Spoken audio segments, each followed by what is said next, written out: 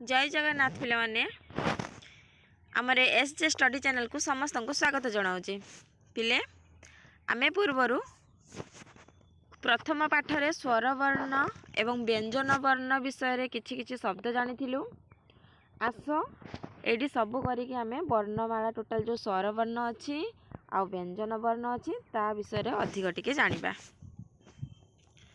आस पिले देख एठी लिखा है कोन ना स्वर वर्ण। हाँ देख स्वर लिखाई स्वर भितर कौन कौन जाऊँगी ना समान अक्षर समान अक्षराणी कौन कौन जाऊँगी देख ना ओ आ हर्षई दीर्घई हर्षौ दीर्घौ रु दीर्घरु लु एतिक आम जाऊँगी कौन ना समान अक्षराणी किंतु संधि अक्षर भितर कतटे जाऊँगी ना आमर चारोटी जाऊँगी जमीती कि ए ओई देख ए ओई एवं ओ औ ताने आमर समान अक्षर भितर कौन कौन जाऊँगी ना ओ आ हर्षई दीर्घई हर्षौ दीर्घौ रु रु लु एवं संधि अक्षर भितर जाऊँगी ए ओई ओ औ मन रखियो पिला माने भल से।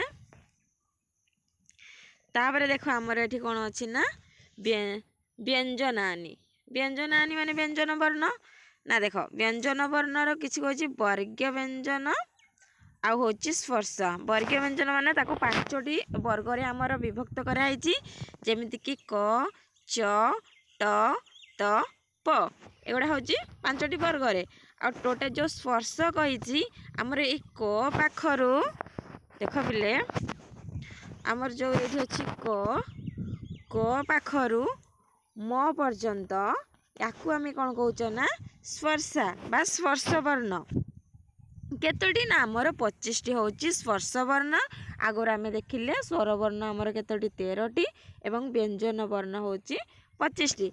व्यंजन वर्ण को सी कहला वर्ग माने विभक्त कला 5टी वर्ग रे विभक्त कला जमीती क च ट त प एवं क पाखरु म पर्यंत जत्ते सब वर्ण रहिला से सब हूँ स्पर्श वर्ण आ गोटे वर्ण रे पिले 5टी लेखा वर्ण जाऊँगी जमीती क वर्ग रे क ख ग घ उ सेमती च वर्ग रे च छ ज झ ञ सेमती ट वर्ग रे ट ठ ड ढ ण सेमती त वर्ग रे जाऊँगी आमर त थ द ध दंतेन एवं आमर प वर्ग रे जाऊँगी प फ ब भ म टोटाल आमर 25टी वर्ण जाऊँगी।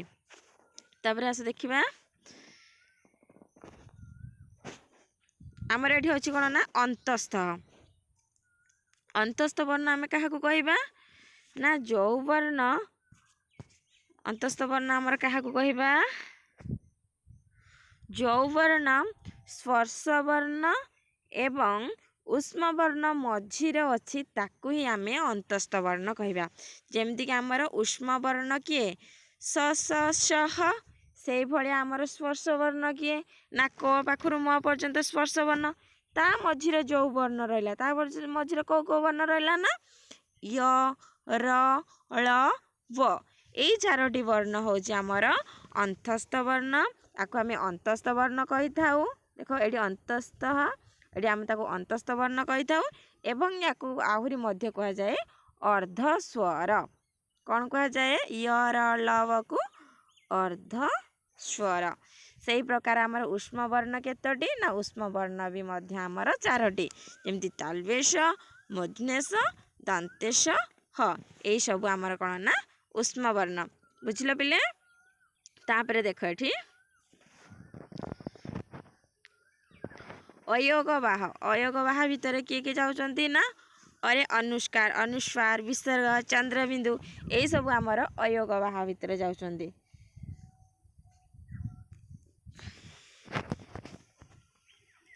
बुझिपाल पिले आस आमे वर्तमान कौन करवा ना अभ्यास अभ्यास आमे पूर्वर सब शब्द पढ़ी के आसीचु ताहले तुम माने पिले एठी कहि भी पारिबो। देख एठी कौन देइछ ना जोग कर बा योजयतु योजयतुर अर्थ कौन ना जोग कर एठी देइछ आमर कौन ना कौन देइछ ଦର୍ଶନ। ହଁ, ଦର୍ଶନର ଅର୍ଥ କ'ଣ ପିଲେ? ଦର୍ଶନର ଅର୍ଥ ଦାନ୍ତ।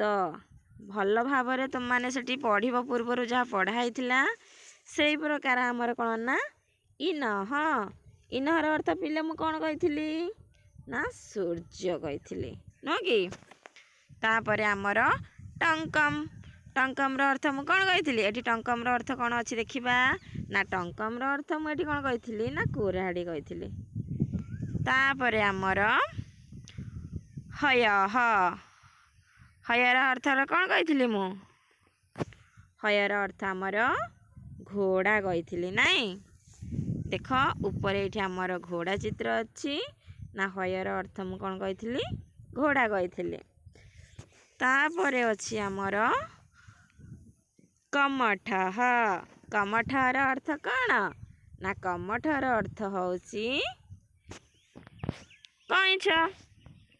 ଦେଖ ପିଲାମାନେ ଏଠି କଇଁଛର ଚିତ୍ର ବି ମଧ୍ୟ ଅଛି। କମଠର ଅର୍ଥ କଇଁଛ, ଏମିତି ତୁମେ ଯୋଗ କରିବ। ତାପରେ ଏଠି ପଡ଼େ କ'ଣ ଲେଖା ହେଇଛି ତଳେ?